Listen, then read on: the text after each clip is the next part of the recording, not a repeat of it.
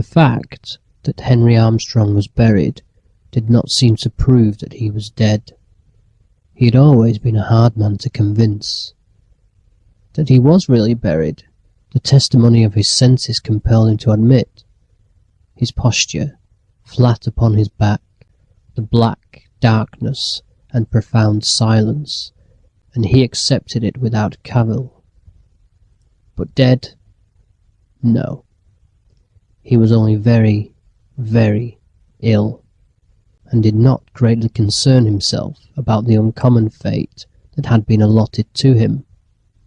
No philosopher was he, just a plain, commonplace person, gifted, for the time being, with a pathological indifference. The organ that he feared consequences with was torpid. So, with no particular apprehension for his immediate future, he fell asleep, and all was peace with Henry Armstrong. But something was going on overhead. It was a dark summer night, shot through with infrequent shimmers of lightning, silently firing a cloud lying low in the west and portending a storm.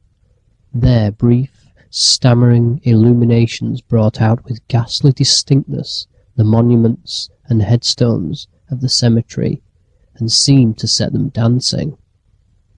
It was not a night in which any credible witness was likely to be straying about a cemetery, so the three men who were there, digging into the grave of Henry Armstrong, felt reasonably secure. Two of them were young students from a medical college a few miles away. The third was a gigantic man known as Jess. For many years, Jess had been employed about the cemetery as a man of all work, and it was his favourite pleasantry that he knew every soul in the place. From the nature of what he was now doing, it was inferable that the place was not so populous as its register may have shown it to be. Outside the wall, at the part of the grounds farthest from the public road, were a horse and a light wagon, waiting. The work of excavation was not difficult. The earth with which the grave had been loosely filled a few hours before offered little resistance and was soon thrown out. Removal of the casket from its box was less easy, but it was taken out, for it was a prerequisite of Jess, who carefully unscrewed the cover and laid it aside, exposing the body in black trousers and white shirt.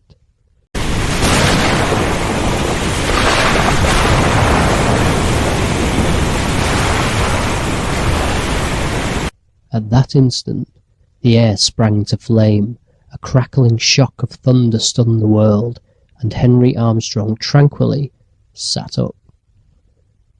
With inarticulate cries, the men fled in terror, each in a different direction, for nothing on earth could two of them have been persuaded to return. But Jess was of another breed. In the grey of the morning, the two students, pallid and haggard from anxiety, and with the terror of their adventure still beating tumultuously in their blood, met at the college. "You saw it," cried one. "God, yes. What are we to do?" They went around to the rear of the building, where they saw a horse attached to a light wagon, hitched to a gatepost near the door of the dissecting room. Mechanically, they entered the room. On a bench, in the obscurity, sat Jess. He rose, grinning, all eyes and teeth. "I'm waiting for my pay," he said. Stretched naked on a long table lay the body of Henry Armstrong, the head defiled with blood and clay from a blow with a spade. One Summer Night by Ambrose Bierce.